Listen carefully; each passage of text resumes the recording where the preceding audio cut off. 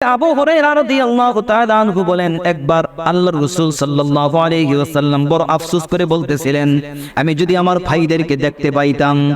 সাহাবায়ে কেরাম প্রশ্ন করলেন, ক্বালু আওয়ালাসনা ইখওয়ানাকা ইয়া রাসূলুল্লাহ, হে আল্লাহর রাসূল, আমরা কি আপনার ভাই না?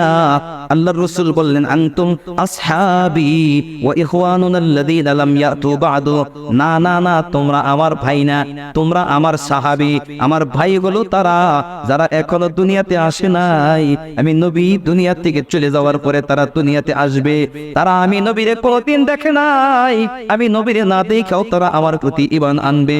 আমি নবীরে তারা কোনদিন দেখে নাই, নবীরে না দেখাও তারা নিজের প্রাণের চেয়ে বেশি আমাকে ভালোবাসবে। আমি নবীরে তারা কোনদিন দেখে নাই, কিন্তু আমি নবীরে না দেখাও আমার সুন্নাত তারা জিন্দেগিতে বাস্তবায়ন করবে।